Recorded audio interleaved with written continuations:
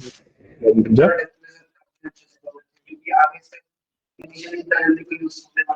हाँ हाँ, मतलब जिस स्पीड से हम चलते हैं उसी स्पीड चलूंगा, जो कंसेप्ट है वो तो सारे बताऊंगा ही। आई एम जस्ट सेइंग कि जो कंसेप्ट है, जो लाइक आपको ऑलरेडी पता है, पता है कोड वगैरह में, उन सबको स्किप करते हुए चलेंगे। जो नहीं समझ आ रहा वो बोलेंगे। जो कोर्स स्ट्रक्चर है वो तो सेम ही रखूंगा, कोर्स स्ट्रक्चर में से चीजें कम नहीं कर रहा ना। करेंगे पॉइंट। सेइंग कि चीजें कम नहीं कर रहा हूँ, बस स्पीड थोड़ी सी तेज कर रहा हूँ, ये बोल रहा हूँ। क्योंकि भैया कि अगर मैं यहाँ पे स्पीड स्लो रखूंगा ना, तो बेसिकली जो एवरेज स्पीड रहती है मेरी, वो क्लास के हिसाब से डिजाइन होती है कि क्लास में बच्चे किस तरीके से ग्रैब कर पा रहे हैं, तरीके से चीजें कर पा रहे हैं। अब अगर मैं आपके लिए भी वही सेम स्पीड यूज करूंगा, तो आपको ना बहुत ज्यादा ये लगेगा कि भाई क्लास में कुछ भी कवर ही नहीं किया हमने। हाँ, मैं बोल रहा हूँ ना कि हर एक स्टूडेंट के हिसाब से स्पीड अलग रखनी पड़ती है। अच्छा।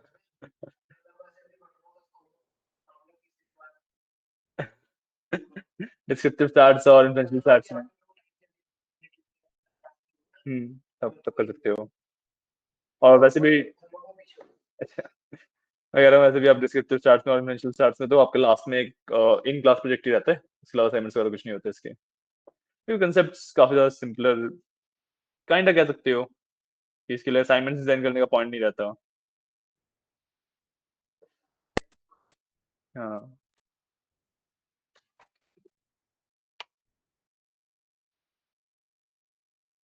ठीक है, तो बेसिक कंसेप्ट जो मीन मेडियन मॉड का था, वेरिएबिलिटी का था, वो तो कल कल किया था आपने, वो तो समझ आया होगा, जो थ्योरी वाला पार्ट था।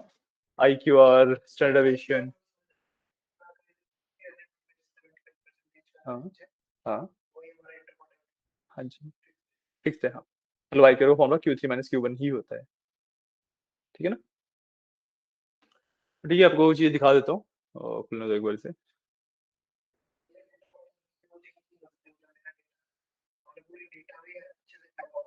हम्म। I Q R actually linear data के लिए होता है ना। आप नॉन लीनियर डेटा के ऊपर आई क्यू आर यूज नहीं करते। नॉन लीनियर डेटा के ऊपर जो आई क्यू आर रूल्स वगैरह पढ़ेंगे, या फिर जो अभी हम आई क्यू आर पढ़ रहे हैं, लीनियर डेटा के लिए है, नॉन लीनियर के लिए है ही नहीं। नॉन लीनियर में आपको जी स्कोर को यूज करके पहले आउटलायर्स निकालने पड़ते हैं, उसके बाद फिर आप जो डेटा बचता है उसकी रेंज फाइंड करते हो, तो वो आपकी फिर ट्रू रेंज बनती है। हाँ, यहाँ पे हम बेसिक से बताना शुरू करता हूँ। पांडास और सीबॉन यूज कर रहे हैं। सीबॉन का सिर्फ प्लॉटिंग का काम नहीं है, सीबॉन का काम मेरे को डेटा सेट्स प्रोवाइड करना भी है, तो मैं सीबॉन के डेटा सेट्स यहाँ पे यूज कर रहा हूँ। ठीक है, सिंपल सा कंसेप्ट है। मैं जैसे फाइल रीड करता हूँ, रीड सीएसवी करके मैं सीधे सीबॉन से ही डेटा सेट इंपोर्ट कर सकता हूँ। ठीक है, मैं बता रहा हूँ ना, तो मैं सीबॉन से सीधे डेटा सेट इंपोर्ट कर सकता हूँ। डेटा सेट का नाम।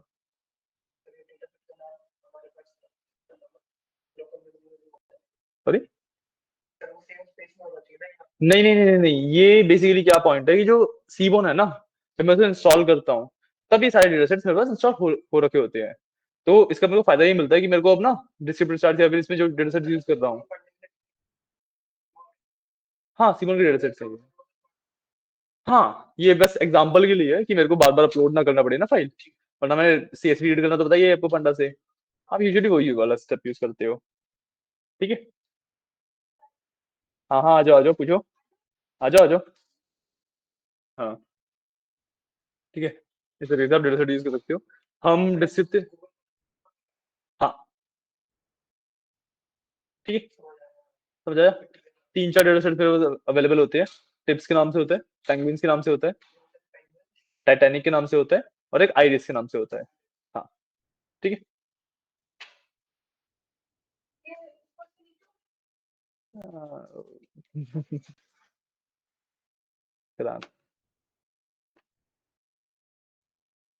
जी, पूछो।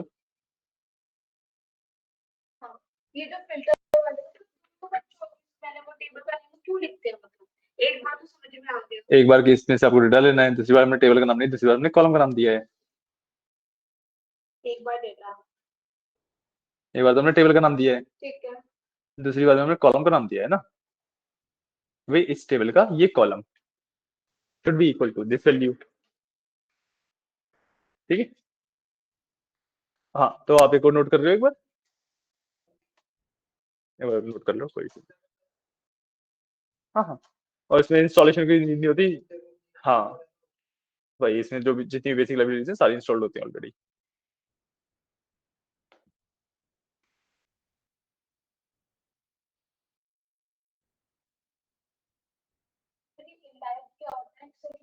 हुँ? इंडेक्स का बेसिकली मतलब होता है कि जैसे मैंने एक नेम रेंज दी है, और नेम मैंने कहीं पे लिख दिया है, मैं इनडायरेक्टली उसको फेच कर सकता हूँ। यूज़ करने के लिए सबसे पहले आप एक नेम रेंज बना लो।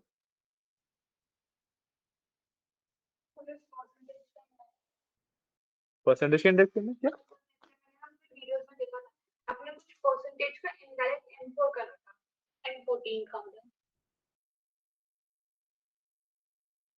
हाँ, तो परसेंटेज नहीं, आप देखो ये एग्जांपल देता हूँ। जैसे ये परसेंटेज है, तो पहले नाम दूँगा मैं। सीख लो, सीख लो। अब मैंने बेसिकली सिलेक्ट किया, ठीक है? इसको मैं चेयर ले लो ना आप आराम से, ठीक है? इसको मैं यहाँ पे पहले नेम रेंज बनाऊँगा परसेंटेज के नाम से, ठीक है? तो I will give it name,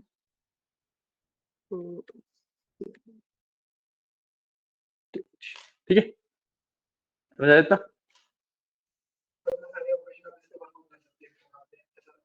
हाँ, ये नेम रेंज है। अभी मैं इंडेक्स का फॉर्मूला बता रहा हूँ बेसिकली इसे। देखो यहाँ पे वर्क कर गया ये ऑलरेडी। देख रहे हो? जैसे मैंने यहाँ पे रिपीट हो गया ना। फिर दोबारा रिपीट हो गया। ये डेटा यहाँ पे आ गया। हाँ ये तो काम होता है इंडेक्स का, ठीक है। कि भाई मेरे को एक्चुअली ये परसेंटेज मैंने मान लो एक लिस्ट ऑफ नेम मैंने दी हो है, तो उसमें से कोई भी डेटा सीधा फेच करके दे सकता हूँ। ये काम होता है बेसिकली इंडेक्स का। अच्छा। ठीक है, मैंने डायरेक्टली परसेंटेज को फेच नहीं किया, मैंने एक सेल के अंदर वैल्यू लिखी हुई थी उसको फेच कर लिया। आया समझ या नहीं? आया?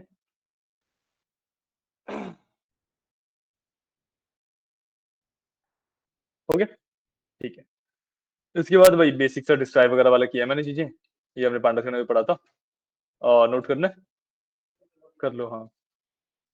ठीक है, और इसमें डिस्क्राइब में एक चीज हमने जो पांडास के, अच्छा पांडास के टाइम पे हमने इंक्लूड और कर लिया था ना डिस्क्राइब में, ये वाला पार्ट। ये वाला नहीं बताया था ना? ठीक है, पहले ये कुछ ज्यादा फर्क नहीं है। जब आप नहीं नहीं नहीं नहीं, इसमें मेन डिफरेंस क्या होता है, जब मैं डेवलप डिस्क्राइब करता हूँ, तो ये ना बाय डिफॉल्ट में डेटा सेट के अंदर जो भी न्यूमेरिकल वैल्यूज हैं सिर्फ वो लेगा, न्यूमेरिकल वेरिएबल्स को लेगा।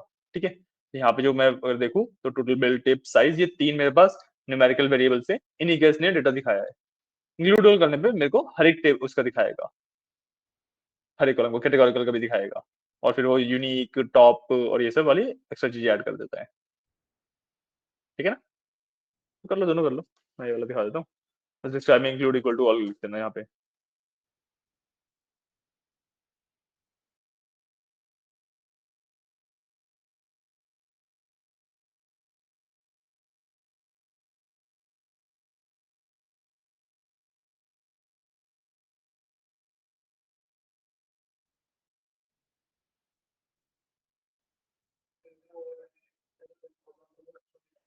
ऑल पे वो लगे हैं कोट्स, दिखाई देता हूँ। इसे include equal to all and all पे कोट्स। मुझे ना इन सबका एवरेज निकालना है। जैसे आपने बोला कंट्रोल शिफ्ट डाउन, ठीक है। तो जैसे सिंपल कर दो ना कंट्रोल शिफ्ट डाउन। अभी क्यों करोगे आप? एवरेज सिलेक्ट अभी लिखा हुआ है ना आपने, हाँ और तो इसका तो आपने नाम ही दे दिया, तो आप परसेंटेज सीधा लिख दो ना उसमें। मतलब हाँ, ब्रैकेट लगा के अच्छा। परसेंटेज लिख दो सिर्फ, तो वो ऑटोमेटिकली सेलेक्ट हो जाएगा।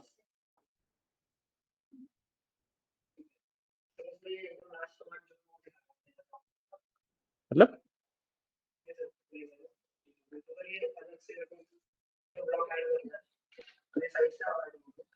नहीं, ब्लॉक ऐड करने के लिए सिंपली आपका जो ब्लॉक ऑलरेडी डला हुआ है उसके सेंटर में इस तरीके से कोड और टेक्स्ट के दो ऑप्शन आते हैं, कवर करोगे अगर आप, तो बस आप कोड पे क्लिक कर दो, एक नया ब्लॉक डल जाएगा।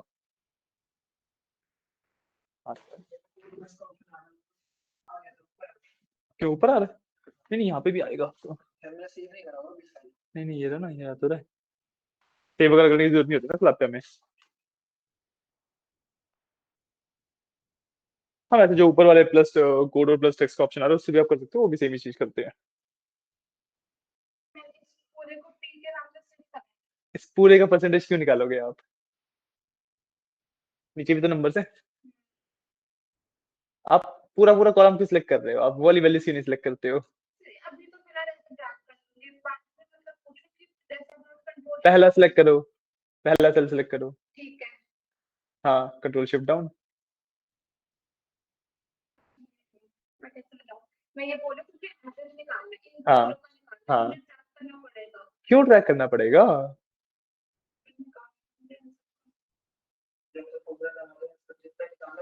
हाँ, और क्या? अब एवरेज के अंदर परसेंटेज लिख दो ना, सिर्फ एवरेज ब्रैकेट में परसेंटेज, जो आपका ऊपर नाम है उसका रेंज का। हो गया? ठीक है। इसके बाद ये होता है मेरे पास, इस तरीके से मीन मीडियन मॉड निकालता हूँ। हाँ, ये बेसिकली मैंने एक सिंगल कॉलम सेलेक्ट किया टोटल बिल का, टिप्स वाला डेटा सेट लोड किया था ना। हाँ, हाँ। ठीक है, आगे समझ।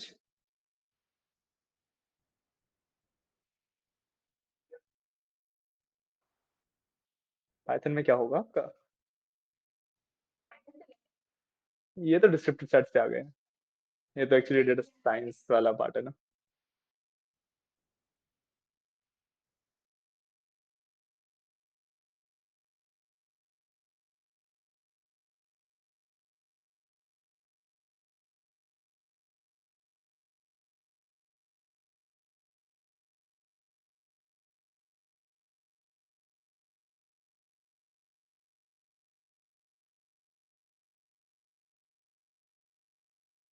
आगे समझ।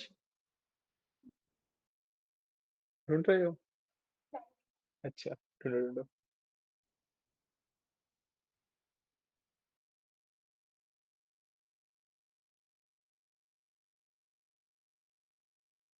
हुआ?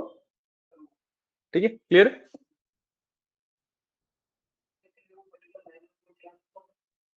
Particular line of code. हाँ, सिर्फ मोड। आपको सिर्फ फाइनल वाले को दिखा रहा है, तीनों को दिखाना चाहिए उसे। हाँ, नहीं, डायरेक्ट लिखने में भी चलना चाहिए। सिर्फ ये क्यों आ रहा है?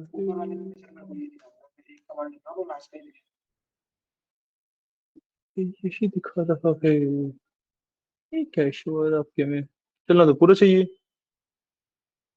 अच्छा, आप प्रिंट के अंदर लिख रहे हैं ना, तो बेसिकली वो df डॉट हेड प्रिंट करता है, फिर अगले वाले को प्रिंट करने के लिए उसको क्लियर कर देता है। इसलिए आपको सिर्फ लास्ट वाला दिख रहा है।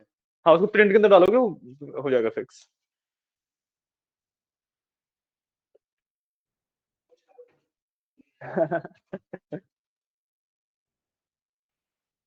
जुपिटर नोटबुक तो मैं इसीलिए प्रेफर ही नहीं करता कभी भी पाइथन सिखाने के लिए, क्योंकि जो कोर पाइथन के कंसेप्ट है ना, वही नहीं समझ आते जुपिटर नोटबुक से। जुपिटर नोटबुक बहुत ज्यादा इजी कर देता है चीजों को। इट्स लाइक कि मैं आपको प्रोग्रामिंग सिखा रहा हूँ, बट मैं क्या बोल रहा हूँ कि भाई हाँ, ये प्रोग्राम है, ऐसे चैट जीपीटी पे डालते हैं, ये कोड लिख लेते हैं। तो उससे प्रोग्रामिंग नहीं आएगा ना, वो चैट जीपीटी यूज करना आया।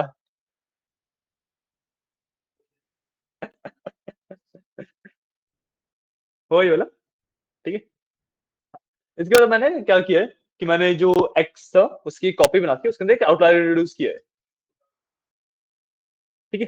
एक मैंने 1000 का एक आउटलायर इंट्रोड्यूस किया है, बेसिकली डिफरेंस देखने के लिए कि भाई मीन कितना इफेक्ट करता है, मीन को कितना इफेक्ट पड़ता है एक आउटलायर से कंपेयर टू मीडियन। दोनों चीजों को कंबाइन कर दिया ना उसने, x2 और वैल्यू को। तो x2 इज मैं जो। हाँ, हाँ, हाँ। उसके बाद प्रिंट किया x और x2, बस राउंड किया, मीन निकाला दोनों का और दोनों का मीडियन निकाला। मतलब इस तरीके से एक अच्छा फॉर्मेट देने के लिए मैंने इस तरीके से लिखा है। आपको जैसे मर्जी लिखना हो वैसे लिख सकते हो आप। राउंड ऑफ ना, राउंड ऑफ। मतलब बेसिकली जब मैं मीन, नहीं, दो वैल्यूज में नहीं, और जब मैं मीन निकालता हूँ तो पॉइंट के बाद बहुत सारी वैल्यूज आती हैं। मैं बस कहता हूँ कि पॉइंट के बाद भाई दो ही वैल्यू छोड़ो। राउंड ऑफ कर रहा हूँ ना बेसिकली, जो एक्सेल में भी था, सिर्फ देखने के लिए कि भाई अगर मैं एक आउटलाइन इंट्रोड्यूस करता हूँ तो मेरा ना मीन जो है वो बहुत ज्यादा इफेक्ट होता है। कितने से नहीं, ये एक डेमोन्स्ट्रेशन है एक तरीके से, लगा लो कि भाई। हाँ, हाँ, दिखाने के लिए सिर्फ कि भाई हाँ, आउटलायर से मीन बहुत ज्यादा इफेक्ट होता है, मीडियन बहुत ज्यादा इफेक्ट नहीं होता है। अब देख लो 17.8 और 17.8 बनते ही गया है बस वो। हाँ, प्लस आपको इससे कॉन्कैटिनेशन वगैरह भी आ जाता है pandas का, तो वो वाला पार्ट भी रहता है।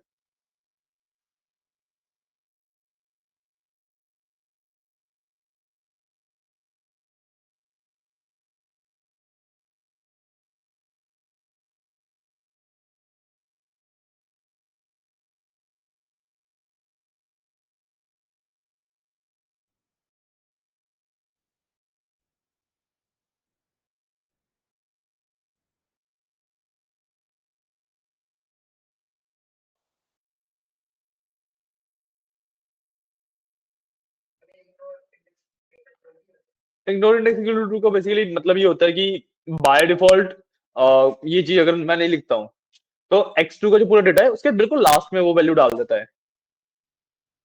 इग्नोर इंडेक्स का मतलब है रैंडमली वो इंडेक्स को नहीं देखेगा, जहां पर उसका मन है वहां पे डाल देगा वैल्यू। नहीं नहीं, फर्क इससे कुछ भी नहीं पड़ता। रैंडम मर्जी आपकी। नहीं नहीं नहीं नहीं, इससे बिल्कुल भी इफेक्ट नहीं पड़ेगा, ये कोड यहीं पे खत्म हो गया, इस कोड का हम आगे यूज नहीं कर रहे। हाँ, डाउट आ गया। हाँ, क्या सिलेक्ट हो गया, क्या हुआ? हाँ हाँ, उस पर राइट क्लिक करके डिलीट टेबल कॉलम, कॉलम का जो नाम है, उनका नाम है ना, ये वाला कॉलम डिलीट करना है आपको। राइट क्लिक किया, डिलीट टेबल कॉलम।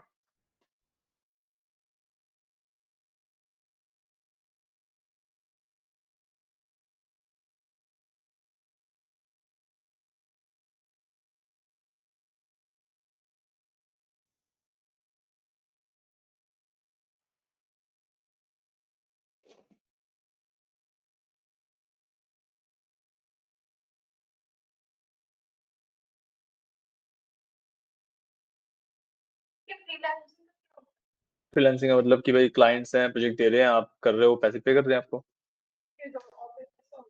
ऑफिस जैसा क्यों हो गया? ऑफिस में आपको टाइम देना है, सब कुछ करना है। हाँ, आपको कोई काम नहीं पसंद आ रहा, मना कर दो, नहीं करूंगी।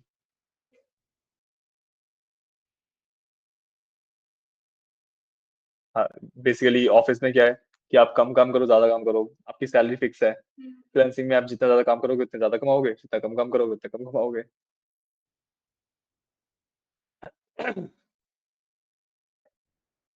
हो गया अच्छा। चलो ठीक है। ओके।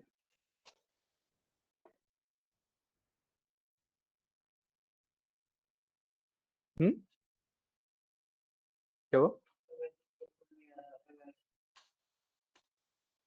एच चैप्टर लिख रहे हो? हाँ, कैसे सेंसिटिव है ये सब।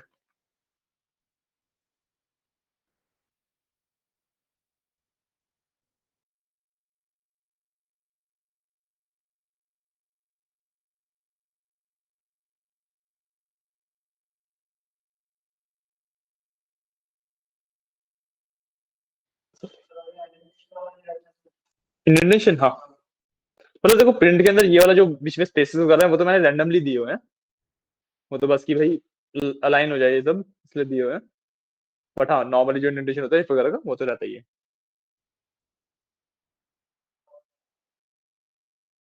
मीडियम वाले अपने ब्रैकेट वगैरह बंद किया है सही से?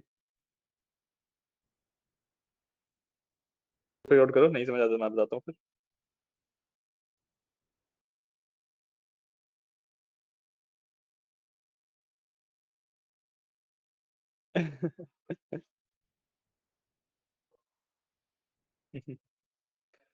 हो गया, समझ आया। सिर्फ इतना सा कंसेप्ट है कि भाई मीन बहुत ज्यादा इफेक्ट होता है मेरे आउटलायर से, और मीडियन बहुत ज्यादा इफेक्ट नहीं होता मेरे आउटलायर से। ठीक है। ये तो इंक्लूड हो गया। हाँ, अब इसके बाद मेरे पास मेरी रेंज, स्टैंडर्ड डेविएशन, वेरिएंस और आईक्यू, ये तीन चीजें आ जाती हैं। एफ स्ट्रिंग, एफ स्ट्रिंग का बेसिकली मतलब होता है, अगर मैं जैसे एक स्ट्रिंग है जिसके अंदर मेरे को कुछ वैल्यूज है जो एज इट इज लिखनी है, नॉर्मल स्ट्रिंग की तरह प्रिंट होनी चाहिए, और कुछ वैल्यूज है जो वेरिएबल्स वगैरह से वैल्यूज फेच करके आएंगी। तो जो चीजें मेरे को एज इट इज लिखनी है वो मैं यहाँ पे रेंज वगैरह एज इट इज लिखा हुआ है, तो मेरे को स्पेस के बाद यहाँ पे एक्स मैक्स माइनस एक्स मिन डालना था, तो इसका जो भी सॉल्यूशन है वो रेंज के बाद आ जाएगा। एफ लगाने का बेसिकली मतलब ये होता है कि मैं करली ब्रैकेट्स के अंदर ना, फिर वो कैलकुलेट होके आएगा। हाँ, मतलब कैलकुलेट हो गए या जो भी प्रोग्राम अगर लिखा हुआ है तो सॉल्व होके।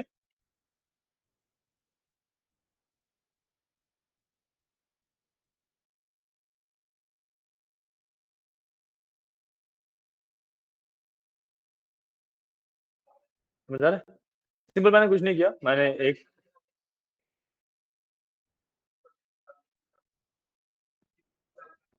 हम्म, हाँ हाँ, इस बार टिप के लिए सेम चीज की है, तो इसलिए मैं कंपेयर कर सकता हूँ अब कि भाई रेंज इसकी ज्यादा आ रही है, इसकी कम आ रही है, स्टैंडर्ड डिवीजन भी इसकी ज्यादा है, इसकी कम है। तो बेसिकली आई कैन सिंपली से जो वेरिएबिलिटी है ऑफ माय टोटल बिल वो बहुत ज्यादा वेरी कर रहा है टिप के कंपैरेटिवली, जो कि ट्रू भी है।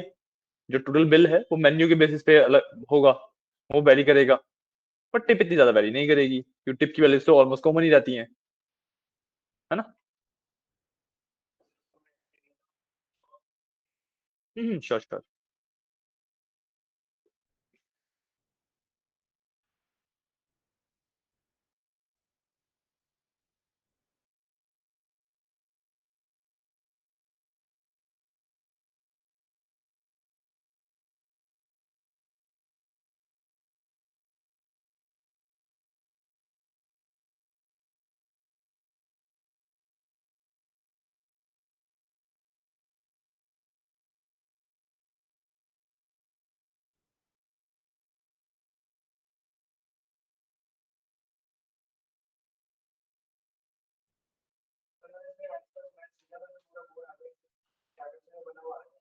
हाँ वो जेमिनाई लगा हुआ है ना, क्योंकि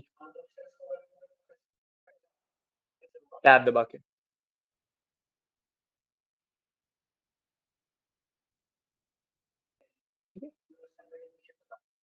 हम्म।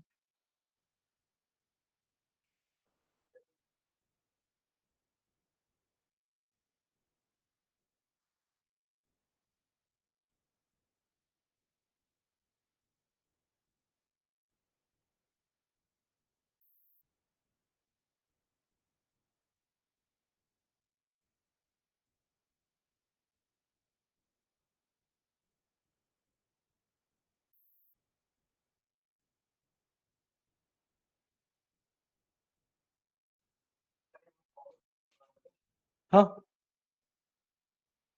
अभी तक जो भी आप पढ़ रहे हो बहुत ज्यादा कॉमन चीजें हैं, जो आप एक्चुअल प्रोजेक्ट्स के ऊपर जाएंगे ना, जो हम एक्चुअल इन डेप्थ चीजें बनाएंगे, तो वो फिर स्पेशलाइज चीजें हो जाती हैं।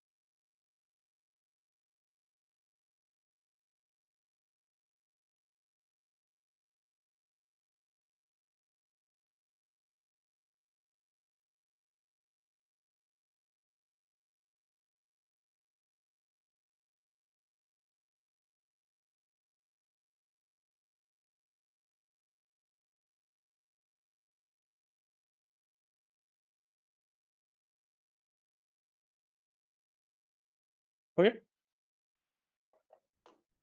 क्लियर हो गया कंसेप्ट भी। ठीक है, यहाँ तक हमने वेरिएबिलिटी का कंसेप्ट कर लिया। ठीक है, अब इसके बाद जो नेक्स्ट पार्ट हमने करना था, इसकी थ्योरी वाला पार्ट अभी तक हमने उस वाली क्लास में वैसे किया नहीं है, तो अभी यहीं पे रुकना है या कोड बता दूं आपको, या बता दूं ना। ठीक है, क्योंकि उसमें फिर चीजें रिपीट होंगी, ये चीज याद रखना।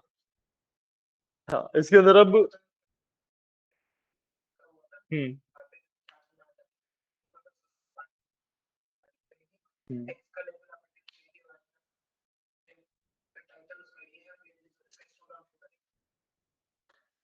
ये तो कोड तो ठीक है। मैं ये बात बता रहा हूँ कि भाई जो हमने जो फिजिक्स के साथ क्लास चल रही है स्टैट्स वाली। हाँ मतलब आपकी मर्जी है। हाँ हाँ हाँ, उसके बाद थोड़े से डिफरेंस आएगी स्टैट्स के। एक्चुअली उसमें कम है, मैंने जब देखा ना उसका सिलेबस दोबारा रिकॉल कर रहा था, तो उसमें चीजें थोड़ी कम है। हाँ हाँ, फिर वो दिमाग में रहेगा। हाँ, मैनेजमेंट वाला है ज्यादातर। समझ गया मैं, कोई इशू नहीं है। ठीक है, तो हम आगे बता देता हूँ। जा रहे? Okay bye bye. Okay bye bye. हाँ हाँ, लिख लो। वैसे कंसेप्ट तो सिंपल है जो हम अगला पार्ट कर रहे हैं। दैट इज मैं डेटा को एक्सप्लोर कर रहा हूँ, डेटा के अंदर यूनिकनेस वगैरह देख रहा हूँ। ठीक है, इसको हम बोलते क्या थे, मैटप्लॉटलिब, स्क्यूनेस और कर्टोसिस, ये आते हैं।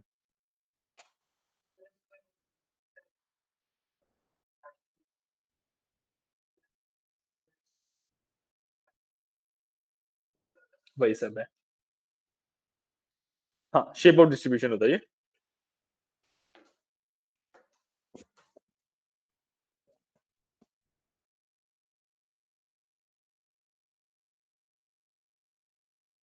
आपको बिन्स फाइंड करने का तरीका आता है कि एग्जैक्ट नंबर ऑफ बिन्स कैसे फाइंड करोगे? उसके लिए सिंपल है कि भाई एग्जैक्ट नंबर ऑफ बिन्स मेरे पास वो होते हैं जिससे एक भी अगर मैं नंबर आगे बढ़ाऊं तो गैप आ जाएंगे। मैं 8 किया ना जैसे इसको, एक मिनट पहले मेरे को ये वाला रन करना पड़ेगा। थोड़ा सेकंड कनेक्ट हो रहा है, दिखाता हूँ मैं। जब मैं पे जाऊंगा तो मैंने रन किया तो देखो मैंने 8 किया था। 8 करती ही मेरे पास एक गैप इंट्रोड्यूस हो गया। तो भाई मेरे को वो मैक्सिमम नंबर फाइंड करना है जिस तक गैप नहीं आ रहा है। ठीक है, तो इसलिए इसका 7 है। वैसे ही नीचे 15 है, उसको मैं 16 करती मेरे पास गैप इंट्रोड्यूस हो जाएगा। अब इसमें तरीका तो फाइंड कर सकते हो, एक रैंडम नंबर ले लो, देखो उसमें गैप आ रहा है नहीं आ रहा है, नहीं आ रहा है तो बढ़ाते जाओ, कम नहीं आ रहा है तो कम करते जाओ। Simple concept. मुश्किल से 2 मिनट लगते हैं बिन्स किसी भी डेटा के फाइंड करने में।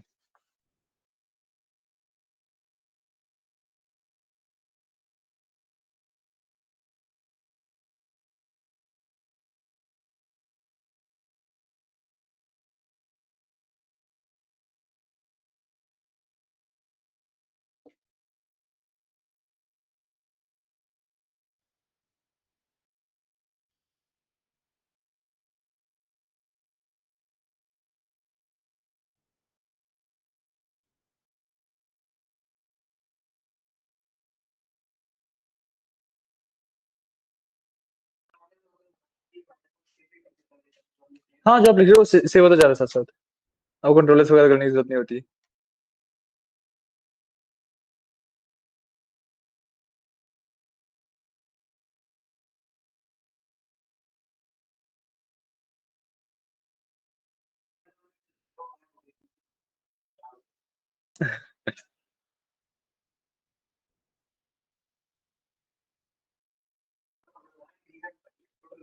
हम्म, फिर कंपैरिजन कर रहे हैं कि भाई किसके अंदर वेरिएबिलिटी, मतलब शेप ज्यादा बड़ी है किसी शेप छोटी है, वो कंपैरिजन कर रहे हैं सिर्फ हम।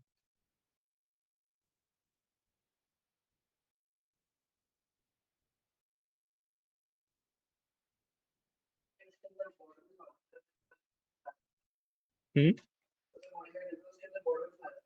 चिपका चिपका आ रहा है मतलब? हम्म, एक साथ बना हुआ है, तो अलग अलग आ रहा है। अच्छा, वो इस चार्ट में, हाँ वो आप स्टाइलिंग कर सकते हो। स्टाइलिंग के तो बहुत सारे ऑप्शंस होते हैं। आप मतलब लेजिट कलर चेंज कर सकते हो, पैटर्न चेंज कर सकते हो, होलो बना सकते हो, जो मर्जी आपको बनना है। आ गया ना? ये स्टाइलिंग वाला पार्ट हमारा इतना ज्यादा इंपॉर्टेंट होता नहीं है। है ना, बस देखने की वाली चीज होती है कि अगर मैं इसमें देखूँ तो मेरा डेटा बहुत ज्यादा कंसाइज है। ज्यादा मेरा से वन में भी जीरो से लगे $4 तक ही मेरा मैक्सिमम डेटा एग्जिस्ट करता है। हाँ, वही। हाँ, इसमें देखूँ तो इसमें रेंज मेरी ज्यादा बड़ी है।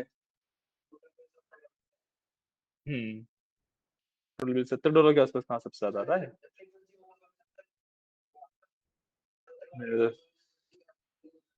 हाँ 20, तो 48 समथिंग, 49 समथिंग आ रही है मेरी तो। 70 आ रही है। एक आपने कहीं पे गड़बड़ तो नहीं करी? 15? नहीं, मैं बिन्स तो चाहे जितनी मर्जी बनाऊँ, मैक्सिमम वैल्यू तो सेम ही रहेगी।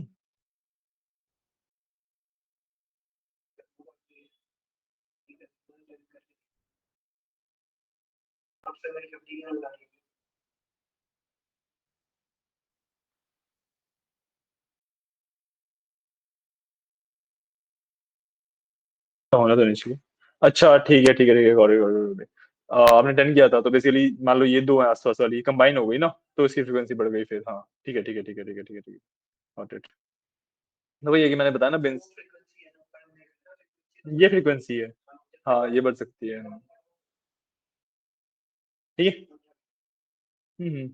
जो देखो इस लाइक कि ये जो हम चीजें कर रहे हैं ना, ये एक्चुअली प्रेजेंट नहीं की जाती कहीं पे भी।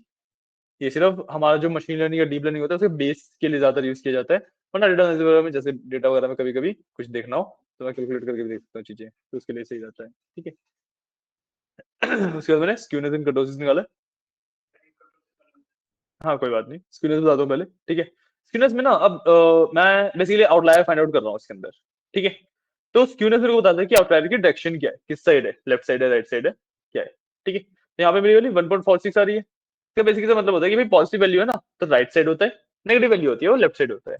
स्क्यूनेस मेरे को ये नहीं बताता कि कितने ज्यादा है, मतलब आउटलायर बहुत सारे हैं थोड़े बहुत हैं, ये नहीं बताता, मैं सिर्फ इसमें साइन देखता हूँ।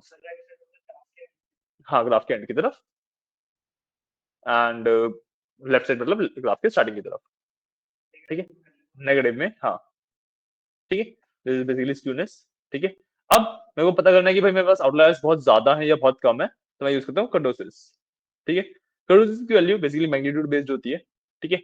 ये वैल्यू मेरी जितनी ज्यादा ऊपर जा रही है उतने ज्यादा है मेरे आउटलायर्स, और जितनी नीचे है उतनी कम है। मतलब एग्जैक्टली ये नहीं बोलूंगा कि भाई 3 आउटलायर्स है, इससे सिर्फ देखा जाता है कि भाई ज्यादा है या कम है, एग्जैक्ट नंबर अभी नहीं फाइंड कर सकते हम। सॉरी,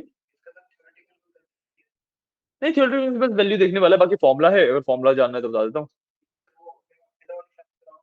चलो उसमें तो कराऊंगा ही फॉर्मूला, उसके अंदर फॉर्मूला रहते ही हैं सारे। नहीं करो से सिंपल है, देखो दो कैलकुलेशन है सिर्फ ये, ठीक है। अब जब मैं डिस्क्रिप्टिव स्टैट्स वगैरह की बात कर रहा हूँ ना, तो वैसे मैं ये जो चीजें हैं अगर मैं सिंपल एक लाइन ग्राफ प्लॉट कर दूं तो उससे देख सकता हूँ easily, right. But the problem is कि जो डिस्क्रिप्टिव स्टैट्स में मैं चीजें कैलकुलेट कर रहा हूँ, जो चीजें मेरे को देखनी है, आउटलायर्स देखने हैं कि है या नहीं है, जो भी है, तो वो चीज मेरे को आगे पैटर्न के अंदर यूज हो जाती है, ठीक है। गेटिंग अ पॉइंट कि भाई मैंने देख लिया कि स्क्यूनेस है, कर्टोसिस है, अब इसके बेसिस पे मेरे को आगे वाला अपना स्टेप करना है। तो उस पॉइंट में लाइन ग्राफ तो प्लॉट करूंगा नहीं, क्योंकि फिर पाइथन लाइन ग्राफ थोड़ा ना समझेगा। तो एक्चुअली मैं वैल्यू देखता हूँ, तो वो वाला पार्ट होता है सिर्फ ये। Getting point. बाकी आगे मैं ह्यूमन रीडेबिलिटी के लिए मैटप्लॉटलिब से हमने प्लॉटिंग भी करी हुई है, तो उसके बारे में बात भी कर लेंगे। हाँ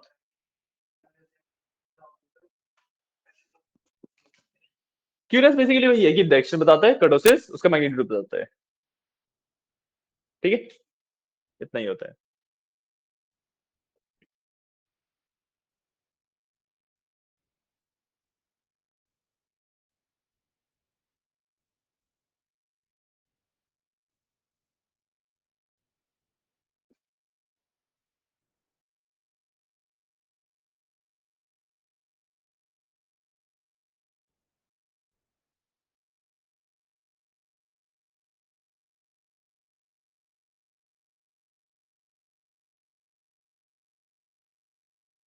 हो गया,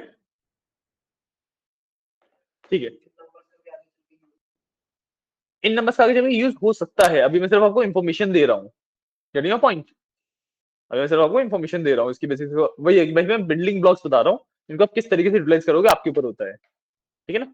अब देखो मैंने वही सेम प्लॉटिंग करी, ठीक है, सेम चीज की। तो भाई स्क्यूनेस मेरे को बताता right right hand side outliers है, हाँ दिख रहा है राइट हैंड साइड आउटलायर्स है, और जो कर्टोसिस की वैल्यू थी वो बहुत ज्यादा बड़ी नहीं थी, ठीक है। तो भाई आउटलायर ना एक्चुअली एक ही है, ठीक है। वो तो मेरे को डेटा का पता है, मतलब वैसे बहुत कम है। हाँ स्केल क्रॉस बहुत ज्यादा बेटर पता लग जाता है। तो सिर्फ देखने वाली चीज है कि मैं अभी स्क्यूनेस और कर्टोसिस की वैल्यू में बात कर रहा हूँ ना, मेरे को एग्जैक्ट नंबर नहीं चाहिए अभी आउटलायर्स का, मैं सिर्फ देख रहा हूँ कि है, किस साइड है, और बहुत सारे हैं बहुत कम है, ठीक है। स्क्यूनेस कर्टोसिस मतलब समझाया, प्लॉट करना है ये, कर लो।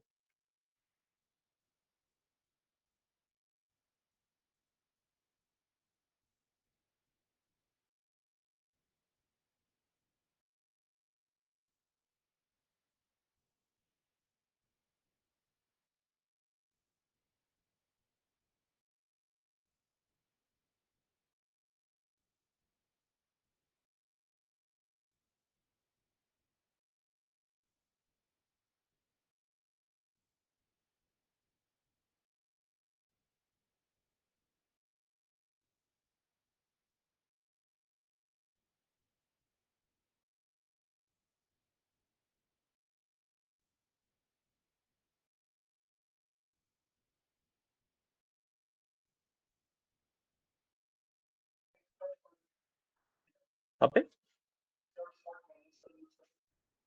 सॉर्ट वैल्यूज बेसिकली अगर आउटलायर बीच में कहीं पे होगा तो वो बीच में ऐसे इस तरीके से जंप मारेगा ना, तो उसको देखना थोड़ा सा मुश्किल हो जाता है।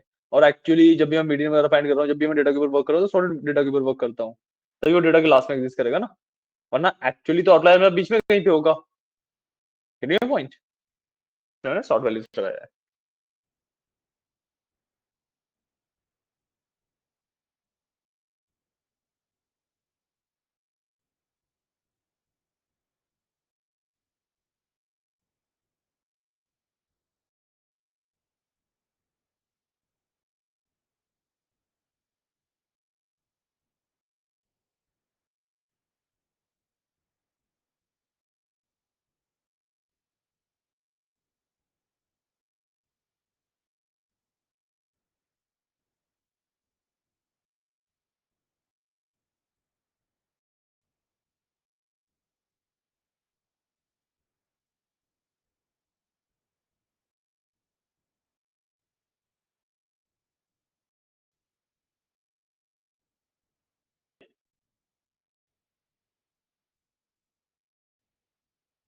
आगे चले।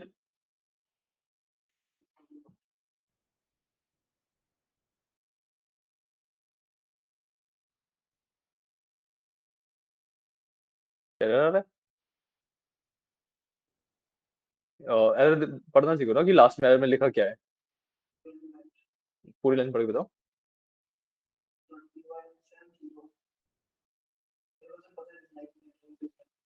नहीं वो तो देखता है एरर क्या है, वो भी तो लिखा होगा ना उस लाइन में, जो एरर में लास्ट में लिखा होता है एरर है क्या। अच्छा आपका डायमेंशन सेम नहीं है, आपने इस वाली लाइन में भी इशू किया है जहां तक मेरे को लग रहा है ना। मिला error. Basically it is saying कि भाई जो x में जितनी वैल्यूज है और y में जितनी वैल्यूज है वो मैच नहीं कर रही, तो प्लॉट कैसे करेगा ना वो। x को तो हम कंट्रोल कर ही नहीं रहे हैं, हम सिर्फ y को कंट्रोल कर रहे हैं, तो y वाले में ही इशू होगा। हम y को कंट्रोल नहीं कर रहे, x को कंट्रोल कर रहे हैं।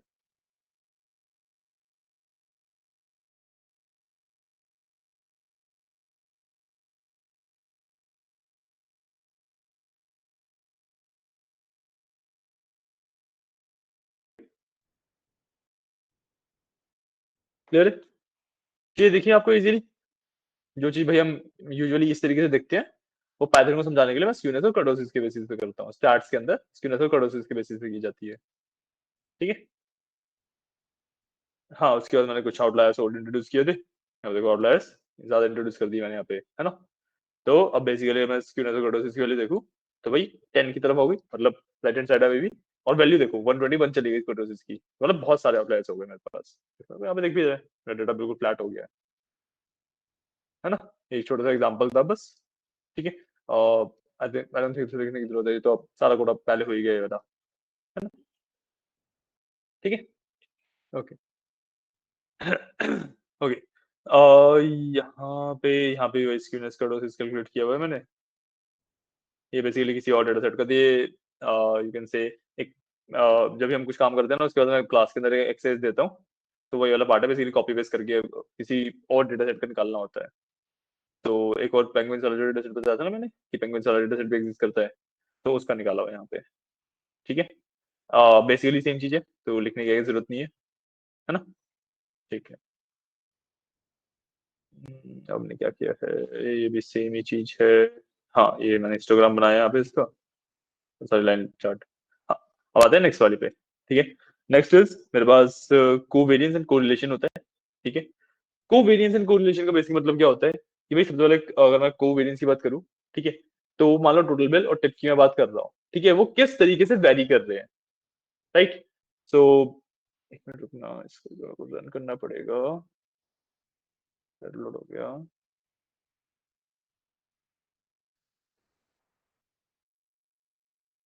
नहीं वो स्कैटर प्लॉट में एक्चुअली वैल्यूज देख रहा हूँ।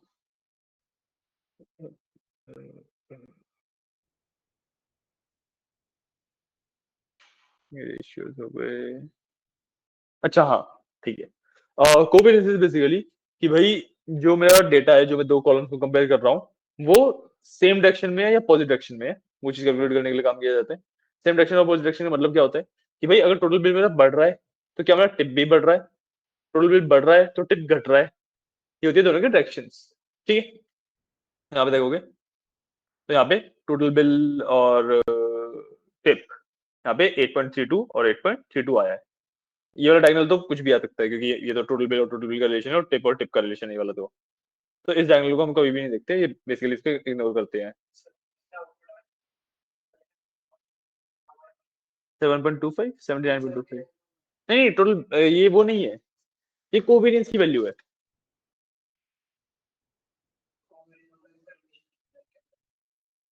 कोवेरियंस मतलब कि डायरेक्शन क्या है, वो डायरेक्शन हमें इस तरीके से पता लगती है कि देखो टोटल बिल और टोटल बिल की डायरेक्शन तो हमें पता है सेम ही होगी, तो ये नंबर हम किसी काम का नहीं होता है, तो हम डायगोनल वाली वैल्यूज देखते ही नहीं है। ठीक है, हमारा जो मेन काम है वो हम डिफरेंट डिफरेंट जब कैटेगरीज की जो वैल्यूज है उसको देखते हैं। तो मैं टोटल बिल और टिप की यहाँ पे देखूं तो 8.32 वैल्यू आई हुई है। सिमिलरली टिप और यहाँ पे टोटल बिल की भी यहाँ पे 8 सेम ही आएगी। ठीक है, ये जो वैल्यू होती है ना, ये अगर पॉजिटिव है तो बेसिक मतलब होता है, देखो इस डायगोनल को हम इग्नोर करते हैं, जो ये वाली वैल्यू है और जो ये वाली वैल्यू है, ये डायगोनल है, इसको इग्नोर किया जाता है। क्यों? क्योंकि जो ये वाली वैल्यू है वो टोटल बिल और टोटल बिल के बीच का ही कोवेरियंस है, और जो ये वाली वैल्यू है वो टिप और टिप के बीच का ही कोवेरियंस है। तो मैं सेम कॉलम के बीच के कोवेरियंस में बहुत ज्यादा दिक्कत होती है, वो तो देखूंगा नहीं ऑब्वियसली, है ना। मैं क्या देखता हूँ, टोटल बिल और टिप का कोवेरियंस देखूंगा मतलब ये वाली वैल्यू, और टिप और टोटल बिल का कोवेरियंस देखूंगा मतलब ये वाली वैल्यू, जो कि यूजुअली सेम आती है। तो इसका बेसिक मतलब होता है बस जो ये वैल्यू है, this is the main value जो हमें कोवेरियंस में से एक्चुअली देखनी होती है। ठीक है, ये एक्चुअली इस तरीके से देता है इसलिए क्योंकि मैंने यहाँ पे दो कॉलम को कंपेयर किया है। एक्चुअल रियल लाइफ में 10 12 20 25 जितने कॉलम को कंपेयर कर सकता हूँ, तो तब इसका ज्यादा सेंस बनता है। दो में आप सिर्फ ये वाली जो वैल्यू आ रही है इसको देखो और आपको पता लग जाएगा। ठीक है, अब बेसिकली अगर मैं बात करूं तो 8.32 आई है, इसमें मेरे को 8.32 जो वैल्यू है उससे फर्क नहीं पड़ता, मेरे को फर्क पड़ता है सिर्फ साइन से। ठीक है, साइन इसका पॉजिटिव है, मतलब ये पॉजिटिवली कोवेरिएंट है। ठीक है, पॉजिटिवली कोरिलेटेड है, इस तरीके से कह सकते हो आप। ठीक है, मतलब क्या हुआ कि भाई अगर मेरा टोटल बिल बढ़ रहा है तो साथ साथ उसकी टिप भी बढ़ रही है। ठीक है, अगर मेरा टोटल बिल बढ़ रहा होता और टिप घट रही होती तो नेगेटिव में होता। ठीक है, बट अगर मेरा टोटल बिल भी घट रहा है और टिप भी घट रही है तभी पॉजिटिव में होता। बात समझ आइए, अगर अपोजिट जा रहे हैं, हाँ, आउटपुट में आपको कुछ नहीं देखना, आपको जैसे आप दो के कंपेयर कर रहे हो, ठीक है, बेसिकली मैट्रिक्स की तरह टेबल की तरह आ रहा है, इतना समझ आ रहा है ना। ये वैल्यू किन दो कॉलम को रिप्रेजेंट कर रही है, किन दो कॉलम की मतलब किस की वैल्यू है ये, टोटल बिल टोटल बिल। अब मैं टोटल बिल और टोटल बिल के बीच का रिलेशन थोड़ा ना देखूंगा, गेटिंग योर पॉइंट, कि मैं एक ही कॉलम का उसी कॉलम के साथ रिलेशन थोड़ा ना देखूंगा, वो तो मेरे को पता ही है फॉर श्योर कि भाई टोटल बिल बढ़ेगा तो टोटल बिल बढ़ ही रहा है। गेटिंग योर पॉइंट, तो यहाँ पे एक्चुअली वैल्यूज में इतना ज्यादा डिफरेंस इसीलिए आता है क्योंकि लॉजिकली इनवैलिड चीज हो जाती है ये। मैं टोटल बिल और टोटल बिल के बीच का रिलेशन कैलकुलेट कर ही नहीं सकता, इम्पॉसिबल चीज है वो, राइट। बट मैं टोटल बिल और टिप के बीच का रिलेशनशिप कैलकुलेट कर सकता हूँ। ठीक है, तो यहाँ पे कोवेरियंस में ना एक्चुअली मैं वैल्यू भी नहीं देखता, मैं सिर्फ देखता हूँ कि भाई मेरा साइन क्या है।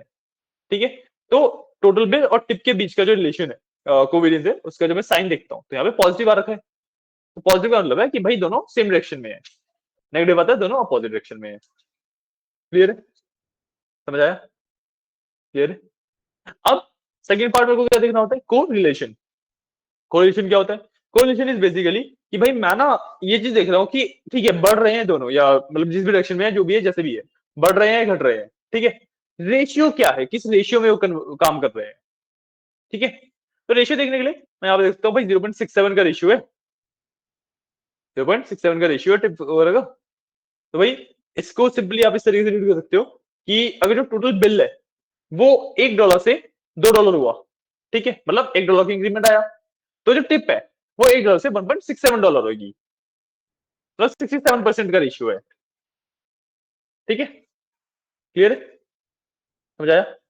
अब आप यहाँ पे देखोगे, एक चीज नोटिस करोगे, यहाँ पे पियर्सन और स्पीयरमैन दो तरीके के कोरिलेशन लिखे हुए हैं मैंने, है ना। इसमें डिफरेंस बेसिकली ये होता है, जो पियर्सन है वो मेरा लीनियर डेटा के लिए होता है और जो स्पीयरमैन है वो मेरा नॉन लीनियर डेटा के लिए होता है। यहाँ पे दोनों की वैल्यू सेम इसलिए आ रही है क्योंकि जो टिप का डेटा है ना वो मैंने सॉर्ट कर दिया था, तो एक बेसिकली काइंड लीनियर बन जाता है। ठीक है, तो अगर लीनियर डेटा पे मैं स्पीयरमैन लगाऊंगा तब भी वैल्यू ठीक आएगी, ठीक है, बट नॉन लीनियर पे अगर मैं पियर्सन लगाऊंगा तो रिजल्ट सही नहीं आएगा। स्पीयरमैन दोनों का कैलकुलेट कर सकता है, ठीक है। वैसे इट इज ऑलवेज प्रेफर्ड कि आप लीनियर पे पियर्सन ही लगाओ, स्पीयरमैन ना लगाओ, क्योंकि देयर आर थिंग्स कि भाई लीनियर डेटा में अगर मान लो थोड़ी सी वेरिएबिलिटी वगैरह आ गई तो स्पीयरमैन की वैल्यू बहुत ज्यादा हिल जाएगी, ठीक है। तो इस वजह से हमेशा लाइक इस तरीके से आप रूल मान के चलो कि जब लीनियर डेटा है तो पीएसएन लगा रहे हो, जब नॉन लीनियर है तो आप ये स्पीयरमैन लगा रहे हो, ठीक है। लगाने के लिए ये स्कैटर प्लॉट भी है दिखाने के लिए कि भाई देखो ये टोटल बिल है, ये टिप है, यूजुअली जैसे जैसे मेरा टोटल बिल बढ़ रहा है टिप भी बढ़ रही है। बाकी तो थोड़ा बहुत मेरे आउटलाइर्स वगैरह है, तो वो तो चीजें अलग है, बट अगर मैं रिलेशनशिप देखूं तो हाँ, ठीक है। और अगर मैं बात करूं टोटल बिल और जो हमने रेशियो की बात करी, तो रेशियो टोटल बिल की साइड ज्यादातर पॉइंट फॉल कर रहे हैं। और आप देखोगे मैं बीच में से इसको डायनली अगर डिवाइड कर दूं तो ये वाला जो पार्ट होगा वो टोटल बिल को फेवर कर रहा है, ये वाला पार्ट मेरा टिप को फेवर कर रहा है। तो आप देखोगे टोटल बिल को फेवर कर रहे हैं ज्यादातर पॉइंट्स, समझ आ रहा है, जो कि मेरे रेशियो वाले पार्ट को भी प्रूव करता है कि टोटल बिल की वैल्यू ज्यादा बढ़ रही है कंपेयर टू टिप्स। समझ आया, क्लियर है ना। तो हाँ कोड कर लो एक बार इसका, आप जो भी नोट करना है कर लो, दोबारा समझा दोबारा भी समझा दूंगा, नो इशू। नहीं नहीं एक बार हो गया तो।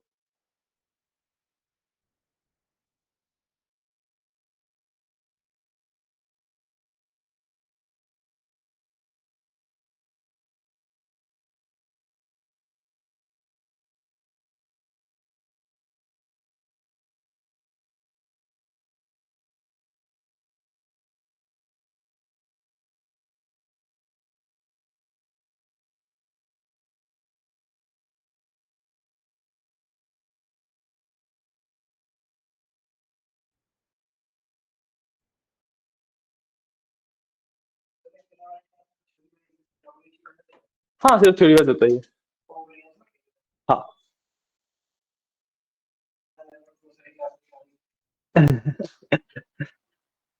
मैं सिर्फ इसमें फॉर्मुलाज और बताऊंगा, बस डिफरेंस मेन यही है। अच्छा अच्छा, फॉर्मुला बता देता हूँ उनके, तो कोई इशू नहीं है। आप उसी क्लास में आ जाओ, वहां पे फॉर्मुला कर लो, वरना आप बोलोगे मैं आपकी क्लास में फॉर्मुला अलग से करा देता हूँ। ठीक है, नो इशू। और नेक्स्ट टाइम हमें क्या क्या करना पड़ेगा, स्क्यूनेस कर्टोसिस, हाँ नेक्स्ट क्लास में हो जाएगा। नेक्स्ट क्लास में जो फिजियोलॉजी क्लास है यहीं पे एंड होगी। डाउट था पूछो पूछो, आ जाओ। हाँ हाँ लेके आ जाओ, जो फिजियोलॉजी क्लास है वो यहीं तक कवर होगी। तो एक काम करते हैं, अभी इस वाली पार्ट तक जो फिजियोलॉजी क्लास में आप थ्योरी वाला इसका पढ़ लेना फॉर्मुला वगैरह के साथ, फिर यहीं से इसके आगे से स्टार्ट कर लेंगे एंड फॉर्मुला साथ में लेके चल लेंगे फिर, ठीक है ना, बेटर रहेगा। नहीं समझ गया, क्योंकि यूजुअली स्टूडेंट्स फॉर्मुला को अवॉइड करते हैं ना, इसलिए मैंने आपको भी नहीं बताया। हाँ कोई इशू नहीं है, कोई इशू नहीं है, मैं बस तो फॉर्मुलाज भी अवेलेबल है सारे, मैं फॉर्मुलाज के थ्रू भी बता दूंगा, नो इशू।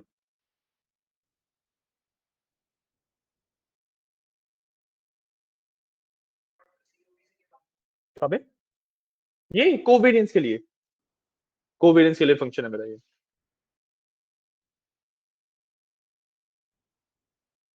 हाँ जी, तो question number 17, use to fetch category into main table. तो क्या नहीं समझा, क्या इशू क्या है? To fetch category into the main table, category है आपके पास, ठीक है।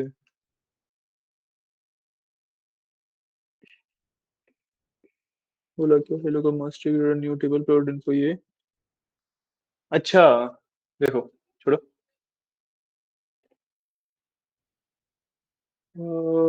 आपका मेन टेबल ही वाला है ना, इसमें रोड का नाम है ना, रोड का नाम इसमें भी है।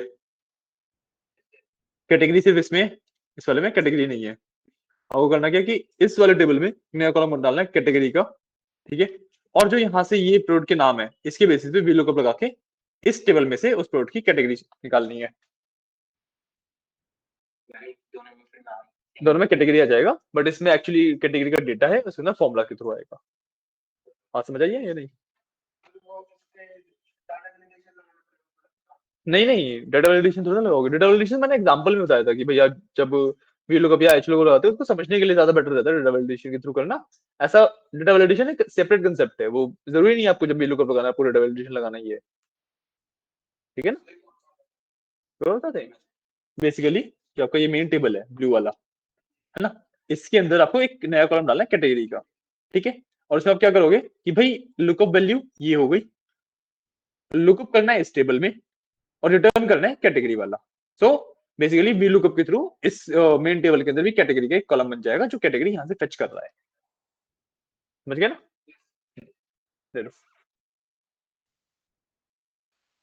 वेलकम। आया समझ? आप समझ आ गया? अच्छा ठीक है, क्या समझ आया मेरे को भी तो।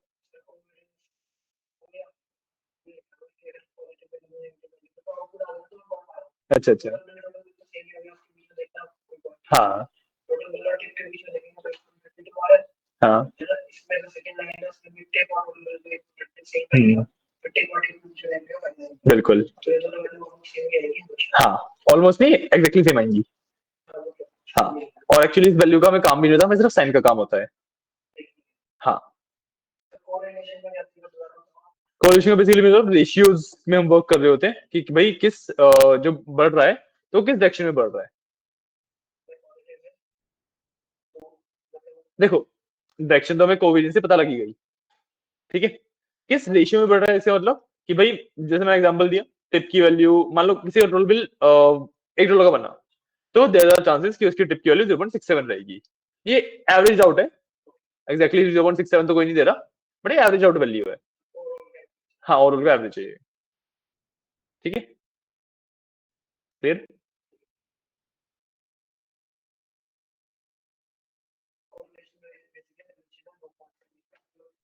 बिल्कुल बिल्कुल सिंपल सा। ठीक है? ठीक है, तो आज के लिए फिर इतनी ही पे रुक जाते हैं इस क्लास में। इसका फिजा वाले क्लास में आपको इसका वो फॉर्मूला वगैरह करा दूंगा।